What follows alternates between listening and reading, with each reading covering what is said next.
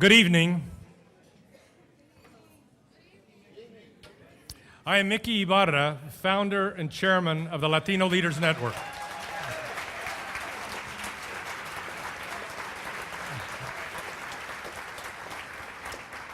Host of this inaugural dinner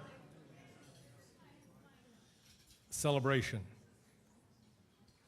Tonight we convene in our nation's capital to honor Latino nominees and appointees of President-elect Barack Obama, who will soon be sworn in as the next president of the United States of America.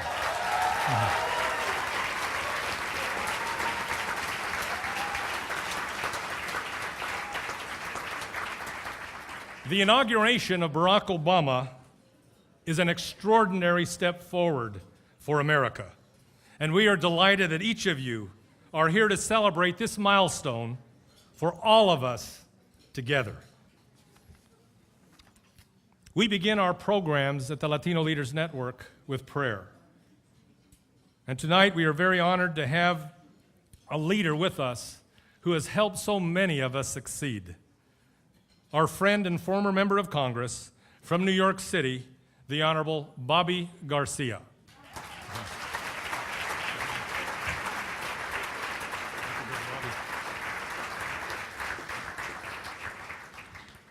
Mickey gives me 2 minutes, and I adhere to that.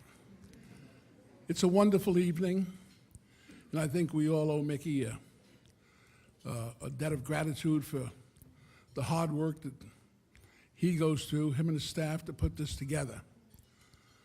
But as I look through this room, I see so many who were here when I started. I see so many who came in maybe 10 or 15 years later, and I see the new ones.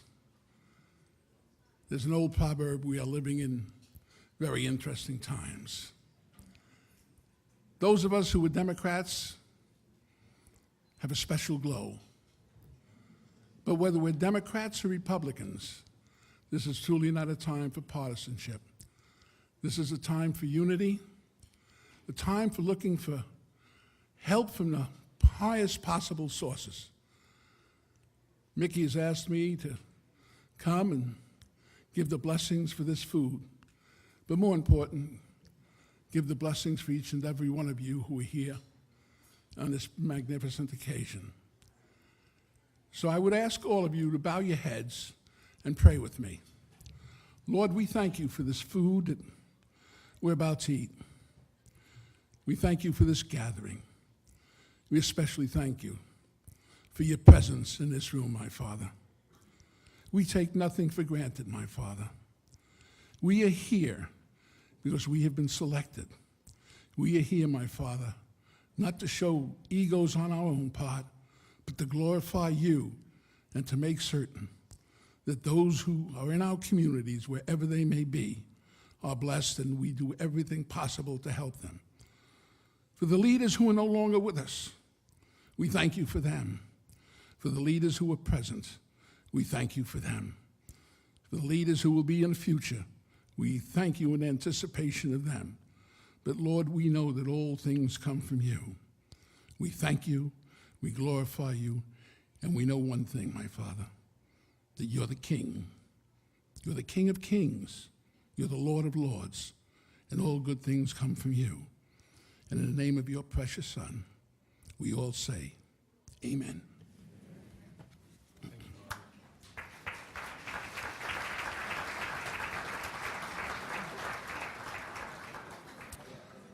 In 2004,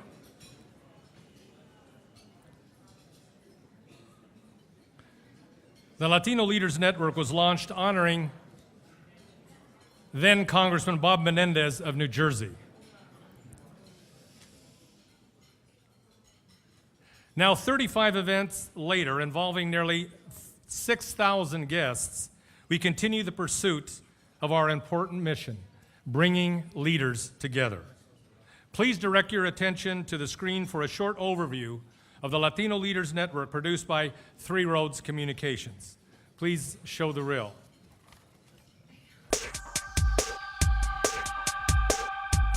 Leadership, that indescribable but recognizable combination of vision, charisma, and courage. Now, there's a forum that honors leaders of the fastest growing segment of the American population, the Latino Leaders Network. Founded by Mickey Ibarra in 2004, the Latino Leaders Network recognizes Latino achievement in the fields of public service, media and entertainment, sports, and more, with 3 signature events: the Latino Leaders Luncheon Series, the Latino Mayors Tribute, and the Latino Issue Hour. The Latino Leaders Luncheon Series really is intended to provide a platform for our leaders to share their personal story of obstacles overcome to achieve success, as a great reminder to all of our leadership community of their responsibility to be helpful to each other so we all can succeed. But the Latino Leaders Network does more than recognize achievement. Through these regularly scheduled events, it also provides bipartisan networking opportunities for Latinos to forge new relationships, to listen to each other, and to address issues that are important to the Latino community.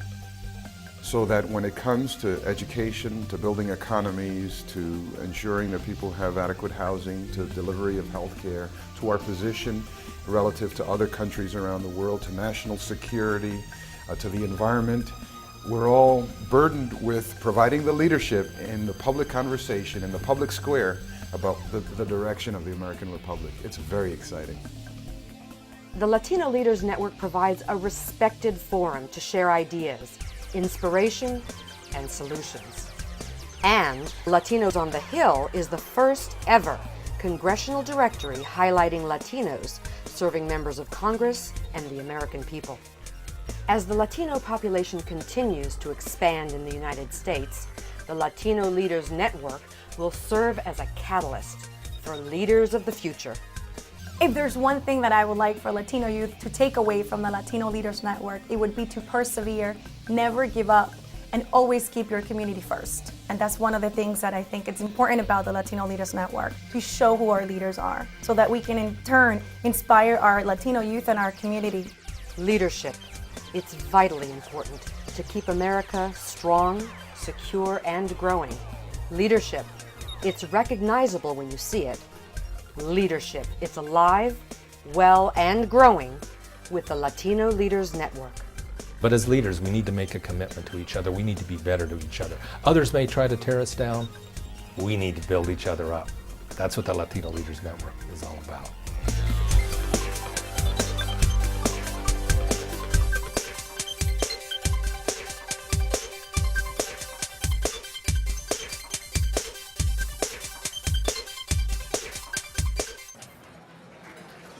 Thank you.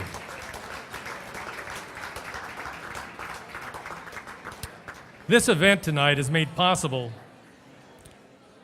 by Verizon Communications and Sodexo.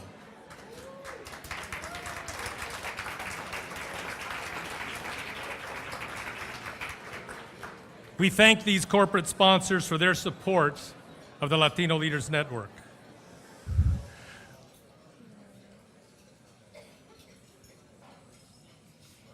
Thank you. But before we hear from our sponsors, I want to recognize a few special guests with us today. And remember, our mission is to bring leaders together.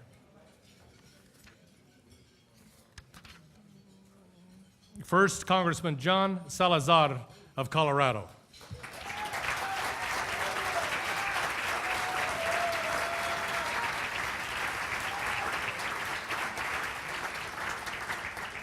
Also, Governor Luis Fortuño of Puerto Rico.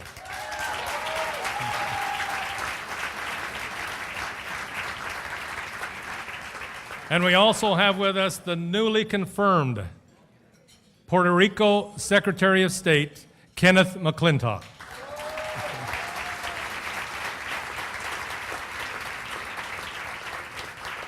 Those of you that follow the Latino Leaders Network closely understand that this event is normally reserved for mayors, Latino mayors, and other mayors attending the United States Conference of Mayors annually. We decided, given the historic time, the inauguration of Barack Obama, that we would grow this event larger for tonight. But I would like to have all of the mayors that are in the room.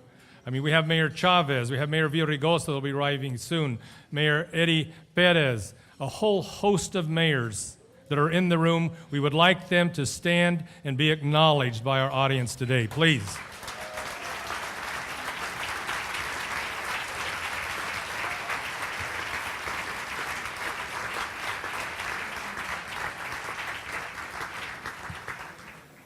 And of course, there are many other elected officials with us tonight.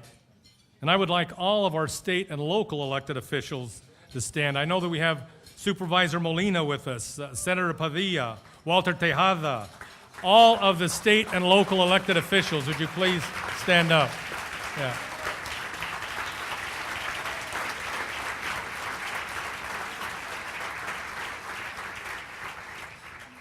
And of course, leaders of our national organizations. And let's just start from the beginning. Raul Izaguirre, the President Emeritus of the National Council of La Raza.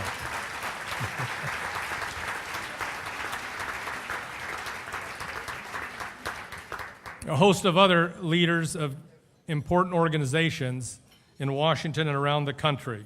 Ron Blackburn Moreno, the Aspira President. Ron? Alma Morales Riojas, the MANA President. Jose Antonio Tijerino of the Hispanic Heritage Foundation.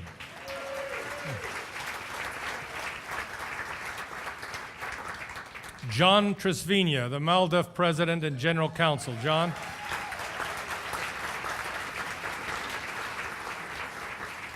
Janet Murguia, the President of the National Council of La Raza. Janet.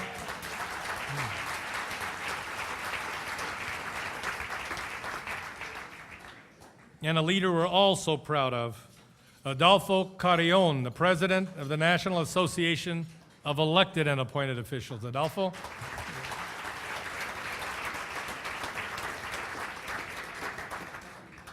Guarione Diaz of the Cuban American National Council.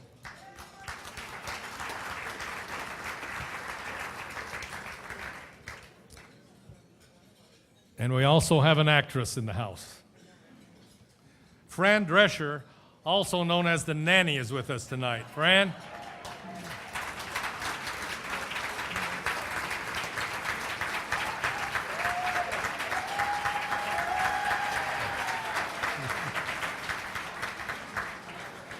Well, I'll tell you, Washington loves Hollywood.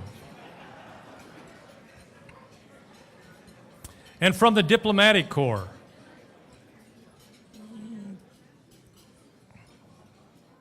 Ambassador Arturo Sarucán of Mexico. Ambassador.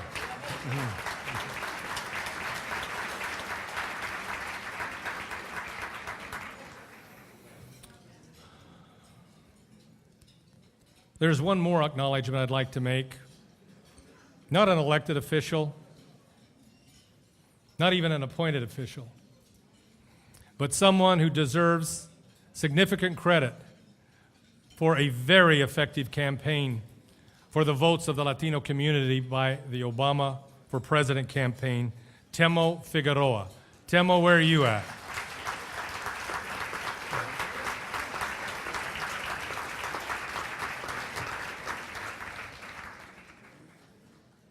And now, a word from our sponsors. Now let me mention, how many of you are here at your very first Latino Leaders Network event? Would you please raise your hand?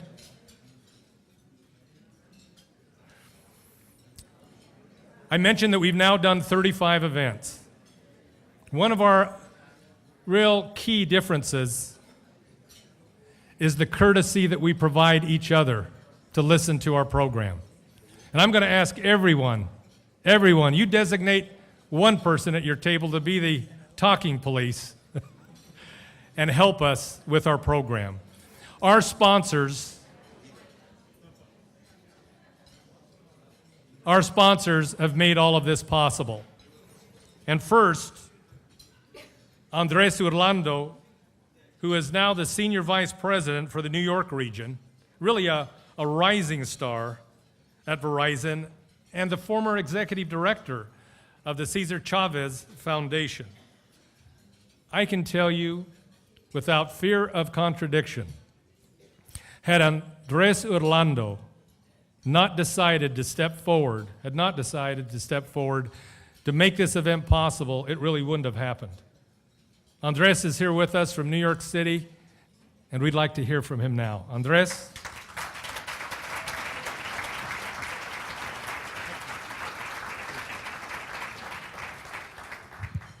Good evening. Good evening. Thank you. Mickey gives me 3 minutes. I'm going to take 5. And I'm going to take longer if the hush police aren't working at each of the tables. Thank you, Mickey. Thank you for organizing tonight's event. Thank you for what you've done and what your staff has done with the Latino Leaders Network. We also want to recognize all of the honorees of tonight.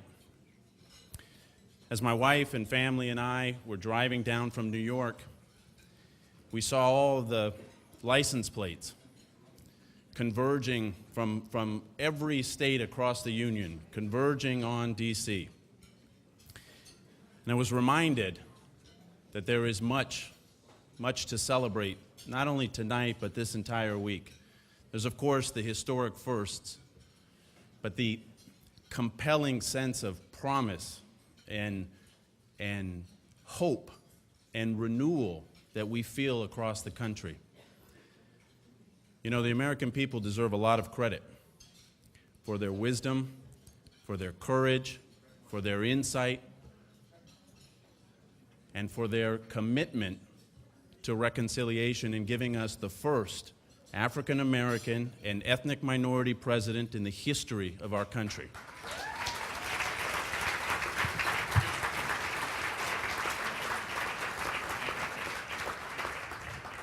I think we'd also be remiss, in this crowd in particular, if we didn't acknowledge and celebrate the other significance, both symbolically and in actuality, of President-elect Obama's presidency.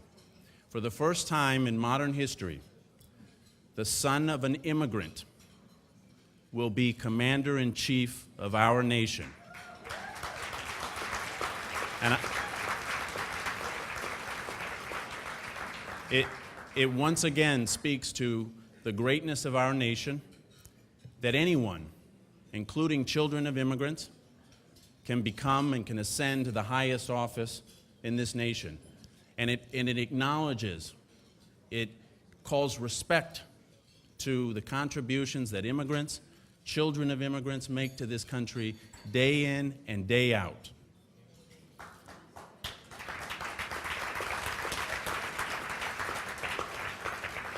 Now, in the midst of all this hope in history, you all know, I know, these are very difficult times in our nation for our people.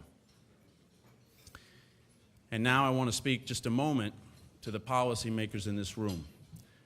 I want you to know that we, Verizon, will do our part to contribute to the President's attempt to renew the promise of America. We will do our part. We will continue to invest billions of dollars, which creates jobs, which propels economic development in this nation's state-of-the-art, highest capacity, fastest, most robust broadband networks in the entire country. And we will also do our part, and we will join you as a partner in helping to tackle some of the greatest challenges we face. There isn't a single challenge we face, whether it be economic, in the healthcare arena, the environment, energy, education, for which broadband, believe it or not, the non-sexy but broadband is a critically important component of the solution. And so I know on behalf of myself, many of my colleagues who are here tonight, our General Counsel, Randy Milch, our Senior Vice President here in D.C., Kathy Brown, state presidents from all across the nation, California, Maryland, Florida. We will join you and join the president in throughout his campaign, his saying, which as you all know is a saying that's been in this community for more than 40 years, dating way back to the time when farm workers walked out on strike. But we will join with all of you in saying, "Sí se puede." Thank you.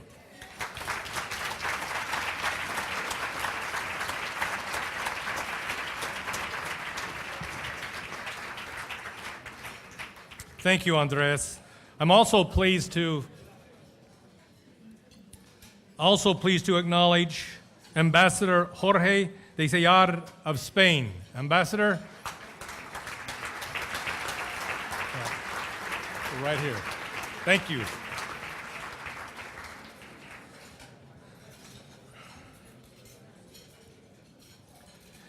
I'm delighted also to welcome a new sponsor of the Latino Leaders Network tonight, Sodexo.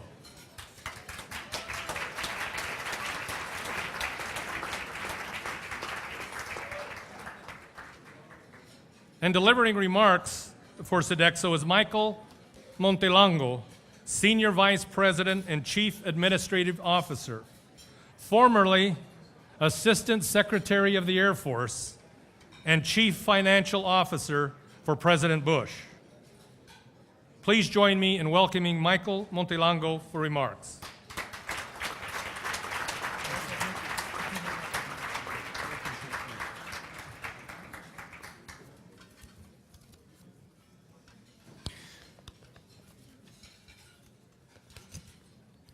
Bienvenidos, qué placer estar aquí con ustedes, qué maravilloso es esto. Wow. To reprise a song and TV ad from another era, oh, what a night. And oh, what a great country. What we're witnessing, damas y caballeros, is democracy and opportunity asserting themselves for its citizens, for the nation's citizens, for all its citizens. And I'm here to tell you, Sodexo is proud to be part of it all and this amazing conference. We've been actively involved in the U.S. Conference of Mayors for many years and are so very pleased to be with you during this historic weekend in our nation's capital. Thank you to the one and only Mickey Ibarra, my dear friend and compadre.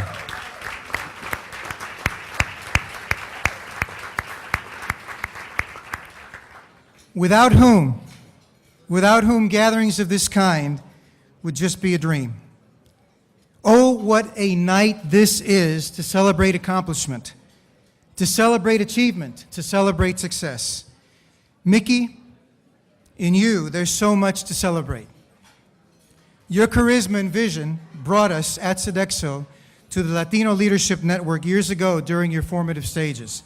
We've been with you and proud to continue our partnership with LLN as it's grown to be the influential voice that it is today. Thanks to the genius of Mickey. Mickey, thank you y felicidades. Un aplauso. Not yet. I'm going to take the rest of my 2-3 minutes. Through LLN, we've had the good fortune to work closely with many of you to create opportunities in your great cities. A special shout out to LA Mayor Villaraigosa, Miami Mayor Manny Diaz, Providence Mayor David Cisain, Albuquerque Mayor Marty Chávez, and so many others. And to Governor Fortuño de la Isla del Encanto, where I was just there last week until yesterday, working to expand our footprint on the island and create jobs and opportunities. Thank you all for being here.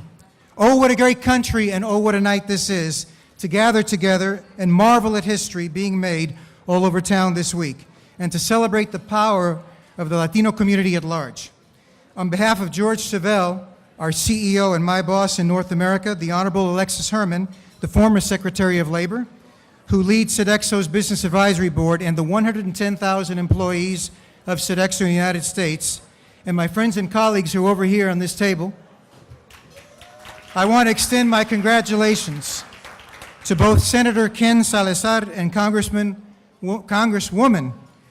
Hilda Solis.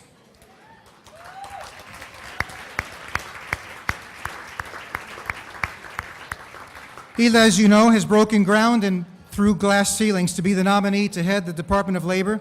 Well, she will continue to lead the work of creating opportunities and equipping Americans with the skills and tools that they need to be competitive in the global marketplace. Her nomination and Senator Salazar's nomination to be Secretary of the Interior are strong evidence of the President-elect's determination to staff his administration with highly qualified, diverse candidates. And looking out at this audience that Mickey has gathered, I'm confident that we will be honoring many of you in the days and weeks to come. In her official response to the President-elect's nomination, Congresswoman Solis said that America's greatest asset is her human capital. And we at Sodexo in North America, as one of the largest employers in North America, absolutely agree. Sodexo is committed to creating jobs and opportunities, especially to a diverse labor pool, to the communities that we serve, where the kids receive Sodexo scholarships, internships, and training, where our backpack program, begun in Providence, Rhode Island, sends kids home with food for their families. It is the right thing to do, and it makes good business sense. As a service company, we rely on our people to compete and win, not only in a tough economy that we have today, but with a consumer base that is itself increasingly diverse. You know the statistics, you know the numbers, you know the demographics. So I won't repeat them here, but it is abundantly clear that Hispanics are and will continue to be a major force in our society, culturally, economically, and politically. For these and other reasons, Sodexo is deeply committed to developing and supporting the growth of our Latino and Latina employees and employees from diverse backgrounds with programs designed to help them achieve their potential. It's a win-win proposition because it makes us a stronger company and helps us be even more impactful in our great cities and communities. That impact, we are proud to say, is amplified daily through the business interactions and transactions, our partnerships with Latino youth-focused organizations, and through the work of our own Sodexo Foundation. Many of you in this audience know that Sodexo is a leading food and facilities management company that serves more than 10 million people daily in the United States, including more than 4 million students across the country in nearly 500 school districts and 850 colleges and universities. We are also immensely proud to be the official food service provider in the United States for the Marine Corps. Taken together, that's a significant footprint in our communities. This week, despite the challenges ahead, the country is energized for a positive future, and at Sodexo, we know that the true future of this nation sits firmly in the classrooms and campuses across America. And because Latino youngsters are the fastest growing segment in the population, we are very proud to sponsor and support the great and selfless work of our partner organizations, including the Hispanic College Fund, NCLR, MALDEF, ACU, the Congressional Hispanic Caucus Institute, and many others that you've heard earlier today, all providing our youth educational programs and career development for hundreds of them so that they can live and study and be the best and brightest for our future. Like our company, the success of our cities depends on all diverse groups of the population coming together for social empowerment and economic growth. Oh, what a night. Oh, what a great country this is. When we work together, the future does indeed look bright for all of us. Sodexo is ready to do its part, along with Verizon, and we are grateful for the privilege of doing so. Thank you once again for letting Sodexo celebrate with you tonight. Gracias y buenas noches.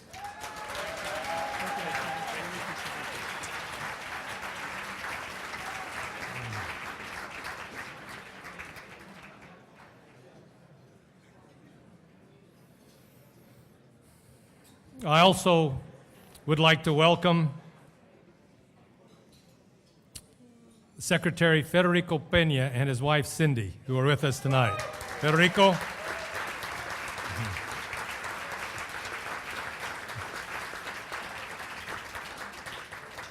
Also, Ramona Romero, who's the president of the Hispanic National Bar Association. She is with us tonight, too.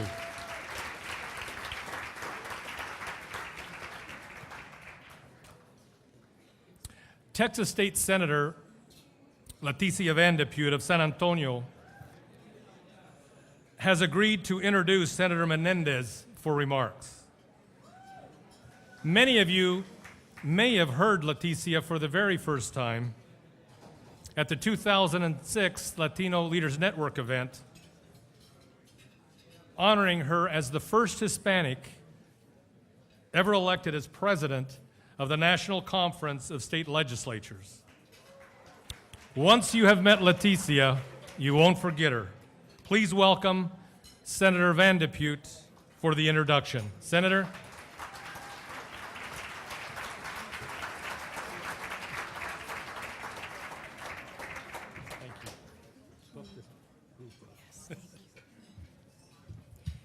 Thank you, Nikki. Buenas noches. I have the most wonderful task this evening. I have the honor of introducing a great man. But as we embark on this journey of changing our country, we owe much to those who have served generation after generation, answering the call to service in our armed forces. Indeed, it is Latinos who are so patriotic, either as citizens or legal residents, who proudly serve. With the men and women who have served in the Marines, in the Army, in the Air Force, the Navy, and our Coast Guard and National Guard, would you please stand so that we may honor your service to our country? Por favor, de pie.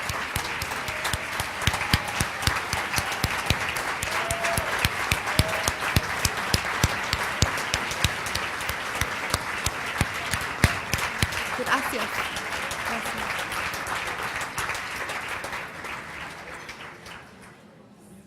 Bob Menendez grew up el hijo de inmigrantes in a tenement building in Union City.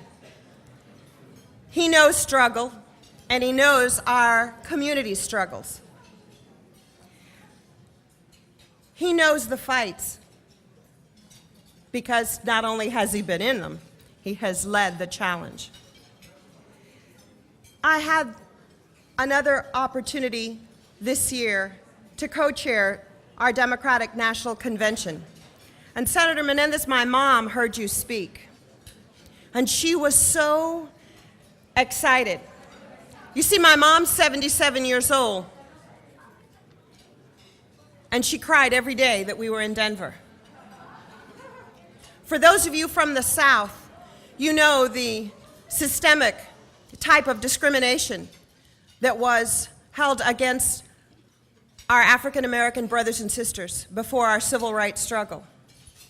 But many of you do not know the story of the discrimination against those who were Spanish surnamed. In 1952, my mom, a college sophomore at Our Lady of the Lake University, was going to cast her first vote in a presidential election. And like many, like everybody, back then in Texas and many states, they used to have them pay a poll tax to discriminate, particularly against the elderly and people of color. Well, my mom paid her poll tax, and Senator Menendez, she went to the polls to vote. She had to take a reading test. Now, as a college sophomore, you would imagine that my mother and the group of university students who all happened to have Hispanic surnames could pass that reading test. But because someone supposedly in that group did not pass the test, none were allowed to vote in that election. We must always remember the struggles of our parents and our grandparents because, my friends, it's not over.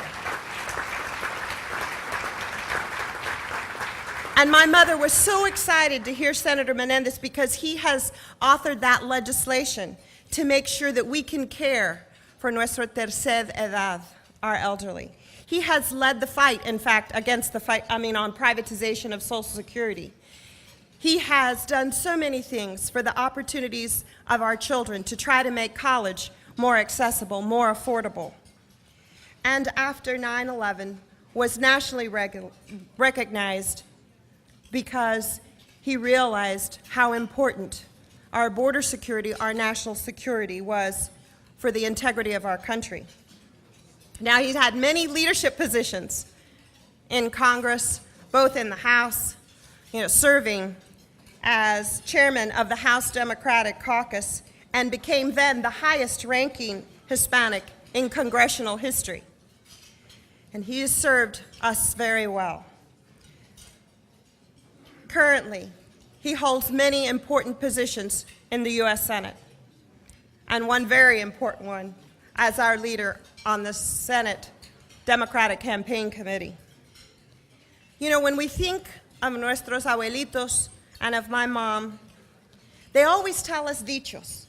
And I'm very, very much reminded of one that my mom has always told me, Senator, that reminds me of you. A que es buen gallo, a donde quiera canta. For those of you that don't know Spanish, learn.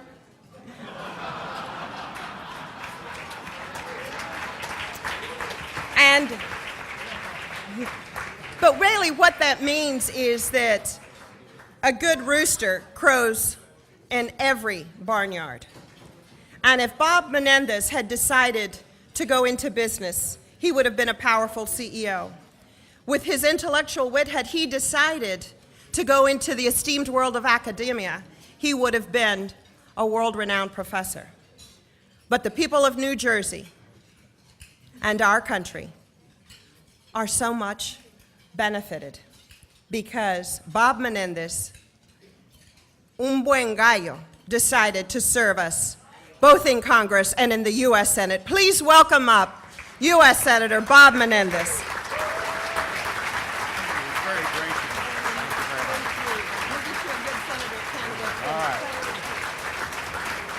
Buenas noches. Buenas noches. Y gracias, Senadora. Thank you very much. I've been referred to as many things, but never as a gallo, but I'm happy to be un gallito. Thank you, Senator, very much. It was a gracious introduction, and I would love to take you on the road with me as I travel the country. So let me say how great it is to be here tonight, because you can sense the excitement in the room. It's hard to give a moment because we're all so excited to be here. The electricity that exists in Washington, the sense of hope and optimism, families with their children. But it is a great day. A new day dawns on America, and we were a big part of making it happen.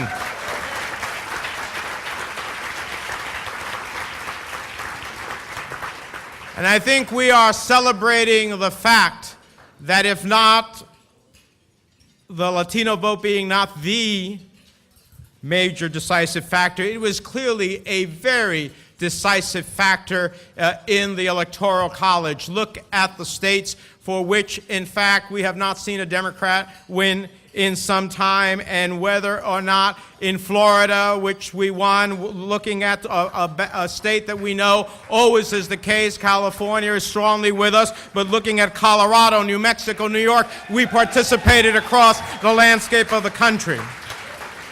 And I am convinced what I said 2 years ago, that the road to the White House leads to the Hispanic community. Barack Obama came to understand that. He was a powerful voice for us, and that's why today we see a president who is going to, in fact, be a powerful advocate for us as he takes office this coming Tuesday. You know, I'm honored to be here with so many public officials, impossible to name them all. But I do want to recognize the distinguished governor of Puerto Rico, Governor Fortuño. I want to recognize as well my colleagues in the House of Representatives who are here. I want to recognize all of the mayors. I was a mayor. I still think it's the toughest job in America. So Mayor Villaraigosa, thank you on behalf of all of the mayors for what you do each and every day. to all of the legislators, to all of the county office holders, to all of you.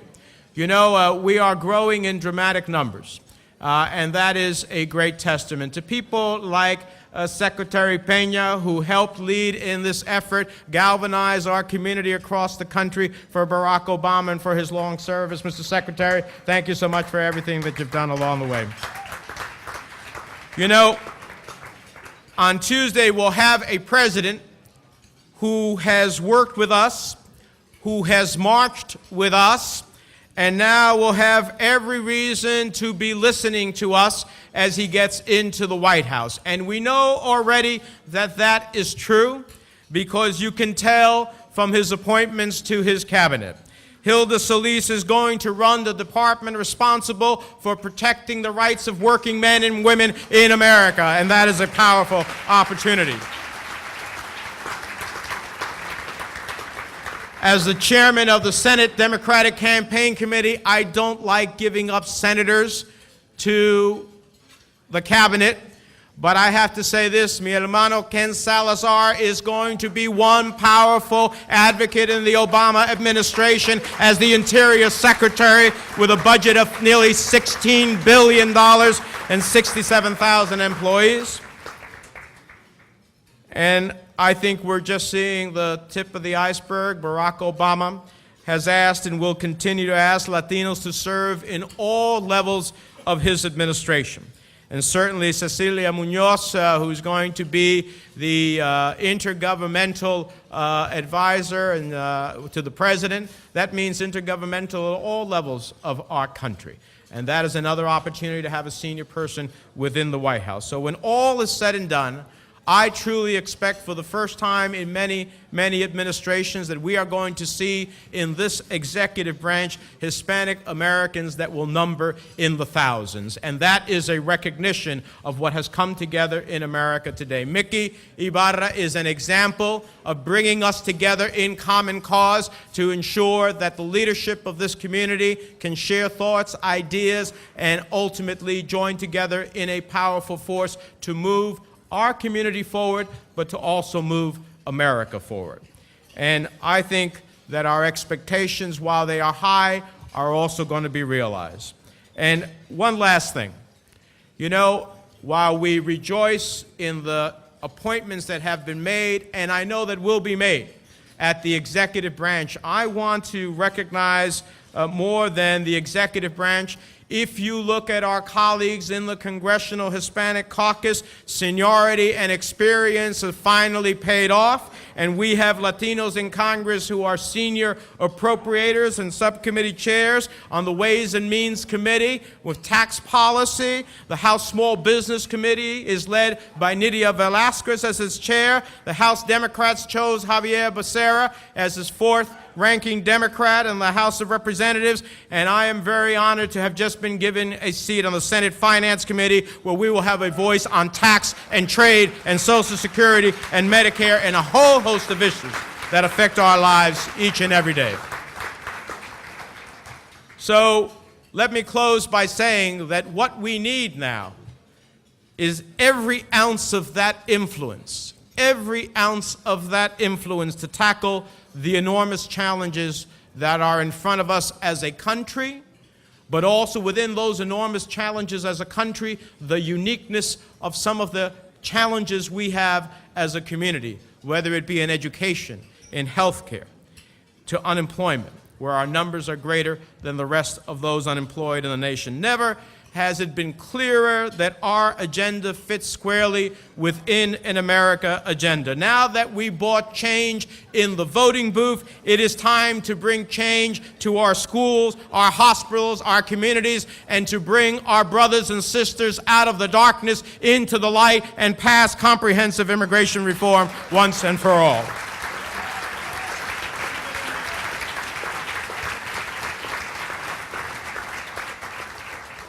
We know what we have to do. And my dear friend Raúl Izaguirre has made this statement in the past. Seize the moment. Seize the moment. Ya llegamos. No estamos durmiendo nada más como el gran gigante que siempre dicen que estábamos durmiendo como una comunidad. Ya llegamos. Vinimos, vimos y es hora que actualmente venzamos. Es hora que venzamos el desempleo, la pobreza, el abandono de las aulas escolares y la falta del seguro de salud. Y ese es el momento histórico para nosotros también.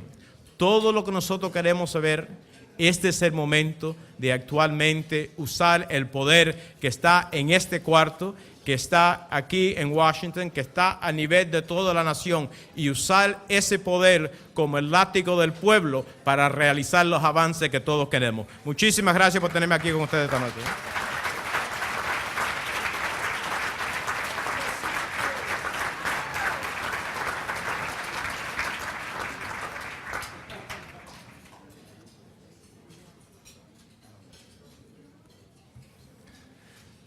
We are honored to be joined tonight, as we've mentioned earlier, by the Governor of Puerto Rico, Luis Fortuño, and the First Lady as well.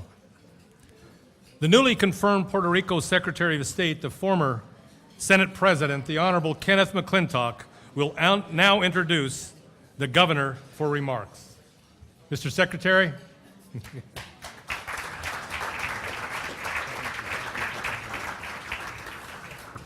Muy buenas noches a todos. On the eve of my 52nd birthday, I think I got to use my eyeglasses to see what it was that I wrote about Governor Fortuño. Thank you, Mickey. In Puerto Rico, since we don't have the privilege of voting for the president of our nation, we don't hold elections between Democrats and Republicans, but we do hold elections between our own local political status-based parties, which are normally won by very wide margins of 0.21 or 2% of the vote. Last November, since we were not allowed to vote for change and hope at the national level, our desire for change was so great, and one man in our local race so epitomized the hope, the change, and the future that we yearn as Puerto Ricans and as Americans, that our electorate issued a solid mandate by electing by a whopping 11% margin, 5.5 times what we usually have as an electoral margin, and the largest in 44 years, a new governor who is so young that he was only 4 years old when the previous large mandate had been issued in Puerto Rico back in 1964. A former congressman, my friend of 30 years, a man of exquisite taste, epitomized by our First Lady, Luce Vela, who hasn't been properly introduced yet. Luce, could you take a stand, please?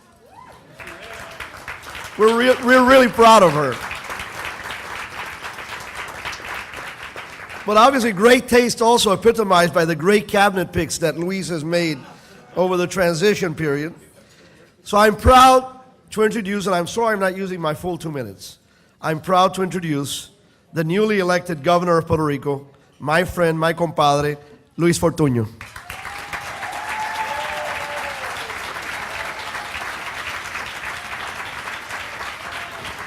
Thank you, Kenneth. Very kind. By the way, happy birthday. I knew tomorrow is your birthday. And Mickey, thank you. Thank you for bringing us together again. Your leadership is really unique, and we thank you for what you're doing for our community. I want to say hi to our senator from New Jersey, el gallito que no se huye. You know, we used to have a race some time ago in Puerto Rico, el gallito que no se huye, a great governor, Hernández Colón. So he won 3 times, so that certainly works. And I want to say thank you to a good friend, Congressman John Salazar and his distinguished wife. John, un abrazo.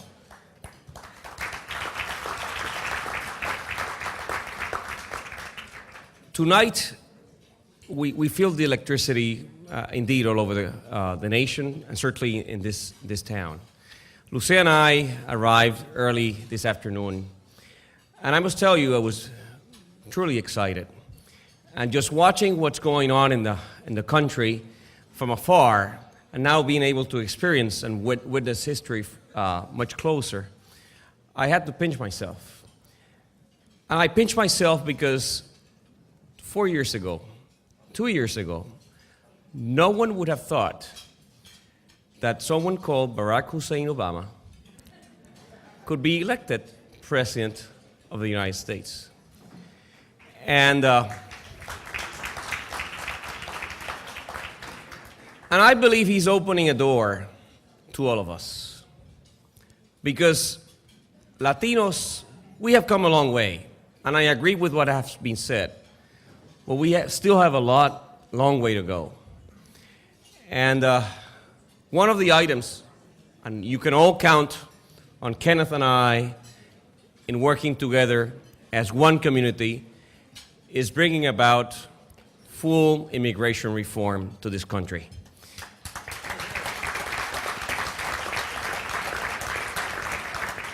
We can no longer consider ourselves Puertorriqueños, Cubanos, Colombianos, Venezolanos. We are one community, and we have so many things in common. And we must strive and work together to achieve those goals. And certainly immigration reform is one of them. Even though in the case of Puerto Ricans, we're born U.S. citizens. El dolor de un hermano latino es el dolor de todos los hermanos latinos. And that's the way it should be.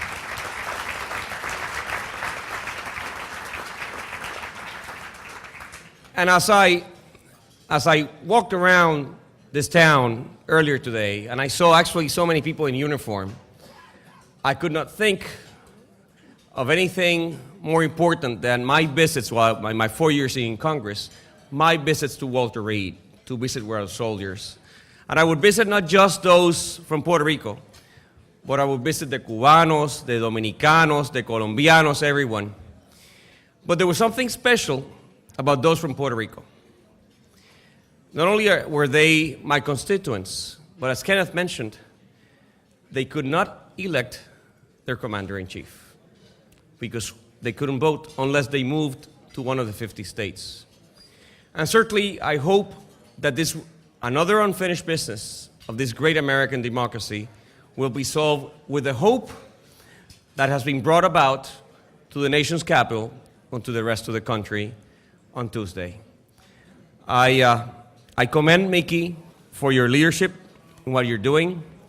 You can count on our team to make sure that our Latino community continues to come together, and we'll follow your lead in making sure that indeed the Latinos get where we deserve to get, and we'll be working together. Unidos lo lograremos. Muchas gracias, que Dios los bendiga.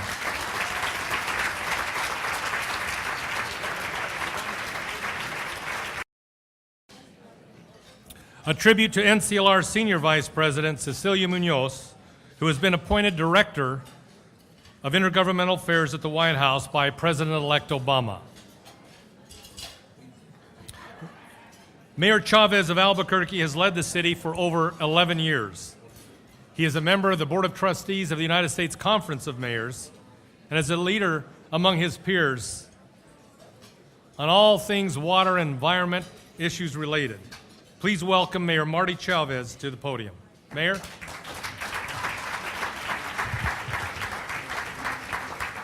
Muchísimas gracias. I want to just tell two very brief stories in introducing Cecilia.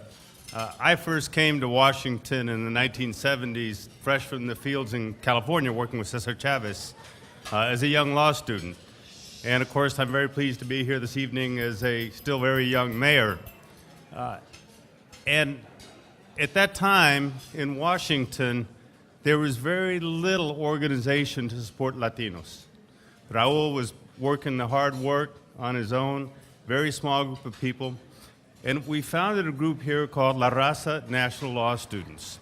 And it was the first time anywhere in the country that all Latinos from all over the United States had been there. And understand, I come from Albuquerque. We were raised to be Spanish. We did not understand what was going on in California. People from the Valley were very different. We couldn't understand the Puerto Ricanos. We still don't understand the Cubanos. There were so many things, and in organizing us nationally, we had a marvelous dialogue, and we couldn't agree on anything because we were so diverse as a community. And finally, one young law student, Puertorriqueña, stood up and said, you know what? We can spend all day looking at our differences, but for those outside, when they look at us, they don't see any difference. They see one group. So let's focus on what unites us, not what divides us. And we continued. We continued the conversation because, of course, some were liberal, some were progressive, some were conservative, some wanted to go into government, some wanted to march, some wanted to be in business. And the same young lady stood up and said, what difference does it make? What matters is that we open doors for the next generation and that we let their stars shine, because when one Latino star shines, the whole world lights up. And this evening, look around Washington. Look around Washington in business, in government, at every level of activity. The Latino community shines brightly, and I want to thank all of you for working so hard to make that happen. Raul, thank you so much. So our next guest of honor has an extraordinarily difficult job. One, I have to tell you, as a mayor, I was a big fan of Bill Clinton. We said he came in as a governor and he left as a mayor. Cecilia, that's kind of a message for the president-elect, because she has to work with everybody. But we know, by virtue of her background, her marvelous background, working in the trenches, her marvelous work on immigration, she understands all of us, and she understands the need for cooperation at every level of government. It doesn't matter who we voted for in this election. Sorry, Federico, I guess it does matter a little bit.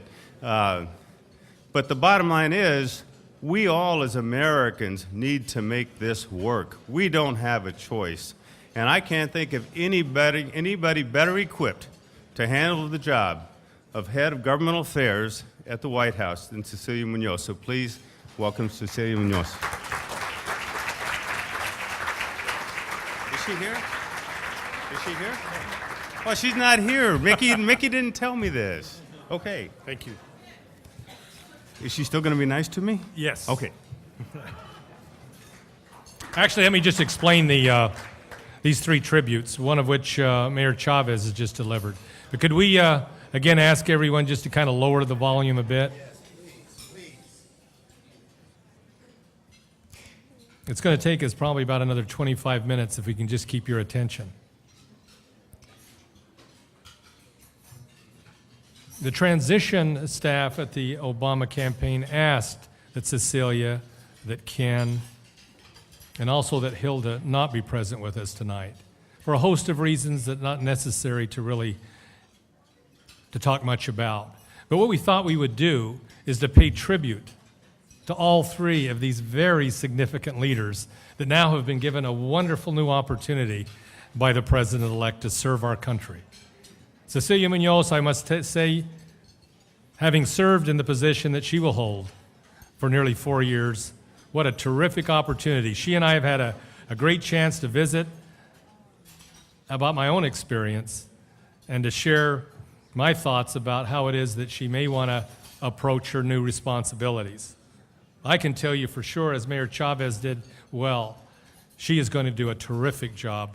She is a member of our community who can make a contribution with all local and state elected officials around the country, without a doubt. A second tribute that we'd like you to listen to tonight relates to the next Secretary of the Interior, Senator Ken Salazar. In 2005, both Congressman John Salazar and his brother, Senator Ken Salazar of Colorado, were honored at the Latino Leaders Luncheon Series by the Latino Leaders Network for their service to our community. In an historic first, both brothers were elected from Colorado to the United States Congress on the same day in 2004.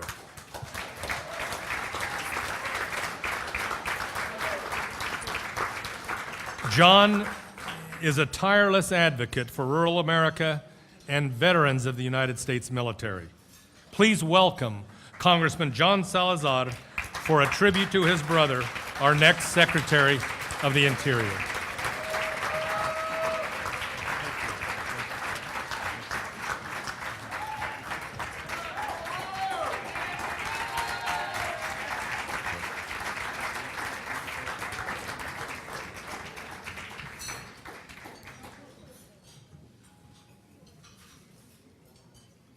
It was 53 years ago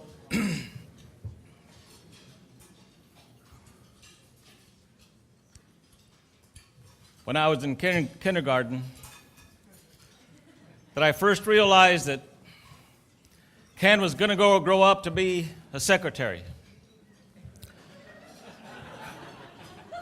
It was one of those days when the teacher told you that you could bring your younger brother to school. And I brought little Kenny to school, these big eyes. He sat next to me in his little chair. And I got up to sharpen my pencil. And when I came back, the entire top of my desk was scribbled in brown and purple crayon.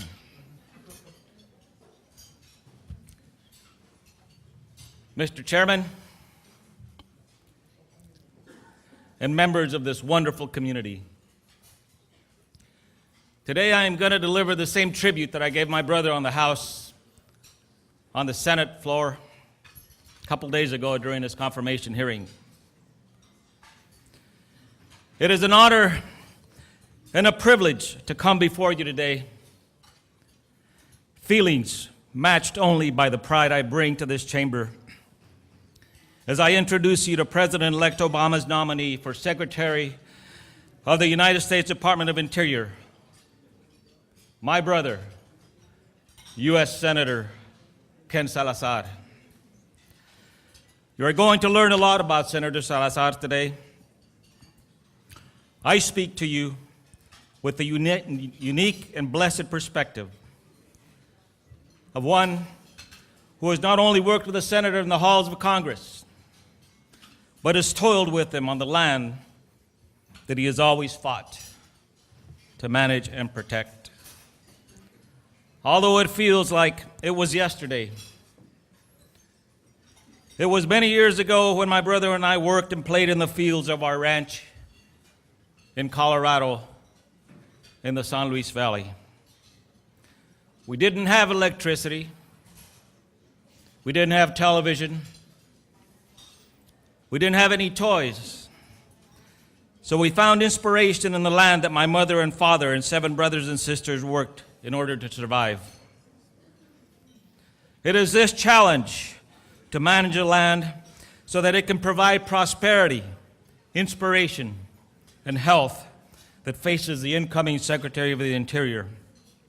And there is no one stronger, more experienced, or better suited for that task than my brother, Senator Ken Salazar.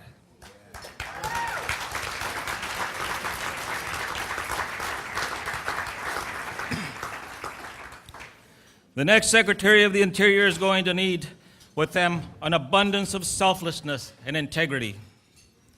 And Colorado's senior senator has these qualities to spare. To me, he is one of the most selfless individuals I have ever known. He champions the values of hard work, integrity, and honesty that our parents taught us on the farm. He has excelled in his own career, not to further his agenda, but because when the doors of opportunity have opened for him, he has never slammed them shut on anyone else. He's always held them open for someone else to walk through. We often hear the phrase, the law of the land. Senator Salazar is the embodiment of that phrase. As the former Colorado State Attorney General and Director of the Colorado Department of Natural Resources, he brings a keen and precise understanding of the law and its application to administrative and public lands issues. He brings with him a steady hand one strengthened by his time on the land to the task of overseeing the management of our public resources with honor. Senator Salazar is a testimony to our parents' lesson of stand up for what is right, even if you're standing alone. As he has always done, the senator will not hesitate to put the needs of our nation before the needs of himself, and he will make those tough choices. He's a pragmatist who does not delineate by political orientation. He weighs the virtue of both sides of the issue and ultimately makes the best decision for the greater good. Mr. Chairman and members of this wonderful community, it is with great honor and pride and hope for the future of the lands which define the character and the spirit of this great nation that I pay this tribute to my little brother, Senator Ken Salazar.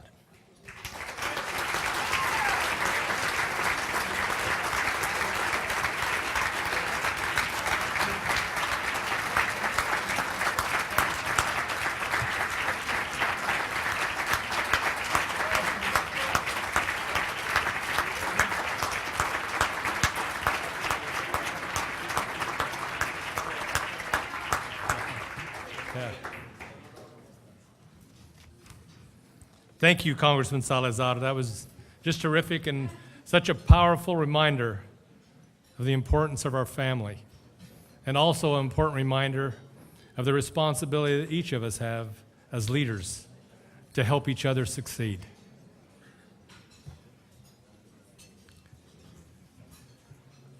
Governor Fortuño, thank you again so much for being here with us. Thank you.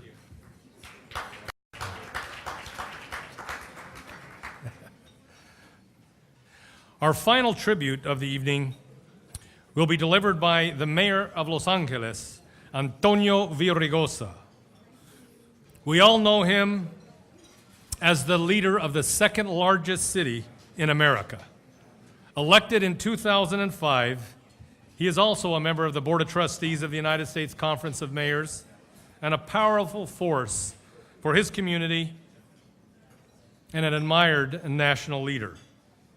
He is an untiring champion for those among us with the least. Please welcome Mayor Antonio Villaraigosa for a tribute to the Honorable Hilda Solis, the next Secretary of Labor. Thank you, Mother.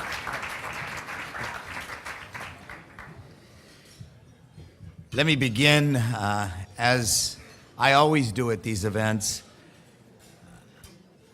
and that is acknowledge Mickey Ibarra. There's a reason why most of America's top Latino leaders come here. And it's not to hear ourselves speak.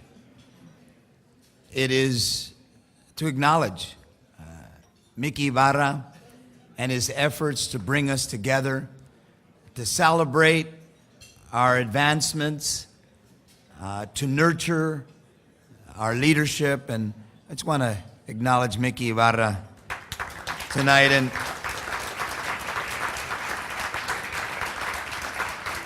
I'm proud to say, Congressman Salazar, that I stood up first, because I'm going to tell you, that tribute to your brother was a beautiful story of struggle, one that is played out day after day, year after year, spanning the centuries. But I can tell you, played out by you was a special thing, and I'm just sorry that your brother wasn't here to hear you. Let's give Congressmember Salazar a big hand. You know, it's my great privilege to join in this celebration of one of our rising stars, Hilda Solis. Many of you know her well, and I bet many of you feel like you know her well because you've heard her story. many times. It's a story that has a familiar ring to it. It's a story that many of us share, one that we heard just a few minutes ago. It's a journey that many of us have trekked over the years on the shoulders of others, here because we live in a great America, but here because our parents have broken barriers and knocked down walls. Hilda Solis's parents were immigrants. Her father from Mexico, her mother from Nicaragua. She was the first in her family to go to college. She worked hard, and as a Latina, she had much to overcome. Very proud of the fact that I've been with her in every fight she's ever been in. I've stood alongside of her. I've seen the tenacity. I've seen her drive. I've seen her climb mountains. And she's never failed to surprise or surpass even her own dreams. Beating the tough challenges, winning her races, fighting for important legislation, and becoming the first Latina elected to the California State Senate. And of course, that was just the beginning for Hilda Solis. She then decided to take on the small task of challenging an 18-year incumbent Democratic congressman. She was taking on the old boys. I was with her in that fight, and I can tell you there were a lot of unhappy people, even in the Congress back then. And she beat him, and she beat him big. She beat him so big, he had to switch parties. A crusader, she is, fighting for equal representation and against sweatshops, a pioneer in the environmental justice and worker rights movement, the author of the minimum wage bill in California.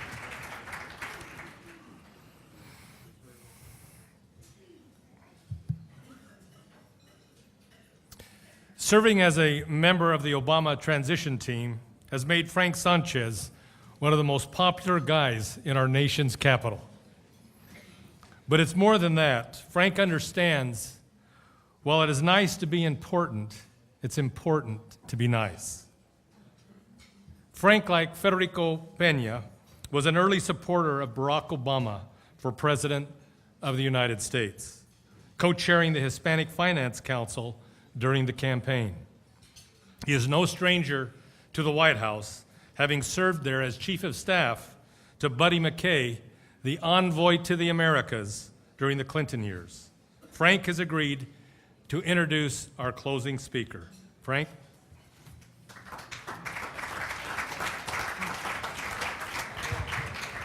Good evening. It is great to be in a room of Latinos that helped bring change to Washington, to help bring change to America. Give yourselves a round of applause. And as Mayor Villaraigosa and others have said tonight, Mickey, thank you and your staff for all the great work that the Latino Leadership Network does. You have made the network part of our political landscape, part of our political debate, and an important part. So thank you. I also want to, Mickey acknowledged Fran Drescher as a famous actress, and I want to acknowledge her in a more important role, probably the most important role of her life, and that is as someone who is now dedicating the rest of her life to early detection of uterine cancer. And that's important work, especially in our community. I just wanted to acknowledge her for that. My job today is, it's a great thrill and a great honor to introduce our closing speaker. Many of you know him as Denver's first Hispanic mayor, and what a mayor he was. He literally transformed Denver, bringing an amazing airport, state-of-the-art convention center, a baseball team, and he must have done a pretty good job because they named a highway after him, and I think you can say he's arrived when you've named a highway after someone, as they did in Denver and Peña Highway. Some of you know him as the Secretary of Transportation in the Clinton administration. Others may know him as the Secretary of Energy in the Clinton administration. And those that have known him a long time might know him as a civil rights lawyer, someone who spoke for those who had no voice. I've been privileged to know him in a different way. For the better part of a year and a half, Federico and I spoke almost daily. He was the true Latino leader in the Obama campaign, and someone who really made sure that the Obama campaign reached out to this community. He came into the campaign and talked to Barack and said, the Latino community can make the difference in this election. And he presented a plan. And that plan led to a more than $20 million investment in reaching out to the Latino community. Unprecedented. Prior to this election, in fact, a study done by Pew found that in 2004, the two presidential candidates, Bush and John Kerry combined, spent under $8 million. Frank called me and said he wanted to organize this National Leadership Council together with Manny Sanchez from Chicago. I said, Frank, I'll help you any way I can, but I'm busy doing something else in the campaign. I'll help you try to raise money, but that's an enormous goal. I'm here to tell you, ladies and gentlemen, this young man, with many people around this country, Latino business leaders, politicians, community activists, raised $10 million to help elect Barack Obama as the next president of the United States from the Latino community. So when people say that we have arrived, and you heard Senator Menendez say that and others say that, and we talk about that in terms of our political power, let us not forget the extraordinary financial power that we have and will have in the future. And it is now time for all of us, as individual Americans, as proud Latinos, to say that in the future, when anyone runs for the governor of our state, when someone runs for the mayor of our city, when someone runs as the next president of the United States 8 years from now, talk about a new president, or 4 years from now, again, that we will be there to demonstrate not only our political power, but our financial power by raising money to help elect the next president, another governor, another mayor. We can do that. Do you believe in that? I do, and he demonstrated it. So give Frank a round of applause. Congratulations, Frank. And by the way, I hope that in a few weeks there may be an announcement made about Mr. Sanchez assuming some position in the administration. So keep praying, keep thinking positive thoughts, because we're very hopeful that we're going to see Frank take a significant position in the Obama administration. I'm going to be very brief, but a couple of personal acknowledgments. My wife, Cindy, is here, who, by the way, together with my children who are back there, and my nieces and nephews from Texas who have come, they're all behind there, decided to support Barack Obama long before I did. That may be a familiar story to some of you. But when I sat back and looked at this extraordinary American and asked myself the question, why I believed he could be elected our next president, I reflected on my own life and my own candidacy when I ran for mayor of Denver in 1982. And many of the things that were said of me back then were being said about this young, great American. People said of me that I was too young. I was only 36 years old. People said of me, how can someone run for mayor of Denver when you're from Texas, God forbid? No offense to the Tejanos who are here. People said, Federico, you should stay in the state legislature. You're a great legislator. Why are you going to ruin your political career and run for mayor of Denver? And then people said of me, Federico, this city, your city mayor of Denver, is not ready for a Latino mayor in 1982. And what was said of Barack Obama? He was too young. He was inexperienced. He was just a senator. It was too early for him to run as president. He was African American. And he had a funny name. People say that about my name too. All of you should be very proud as Americans and as Latinos that you have sent a message to the world that we as Americans got it right because we had the courage of our convictions. And as Barack Obama said today at the Lincoln Memorial, and for those of you who were there, you heard this message resonate time and time again, as he has said from day one. This election was not about him, it was about you, and it was about you, and it was about you, and you, and you, and you. And all of you decided that you would once again believe in yourselves. You would once again believe you could bring change to our country. That we would once again be willing to change the face of this planet by doing something extraordinary, unthinkable, and unbelievable, but truly American and patriotic. And that is to elect an extraordinary American as our next president who happens to be a proud African American. And I want you to know that in this journey, as been said, we are not only an awakened community, but people around the world now know, who follow this campaign very closely, that you in this room and millions of Latinos and Latinas in places like Colorado or New Mexico or Nevada or Arizona or Utah or California or New Jersey or New York or Iowa and Texas, that we as Latinos sent a message around the world, and that is we now have the political power to elect any future president of the United States. And that is a tribute to all of you. And I want to close with this one comment. Very early in this campaign, when we would talk to the then candidate, Barack Obama,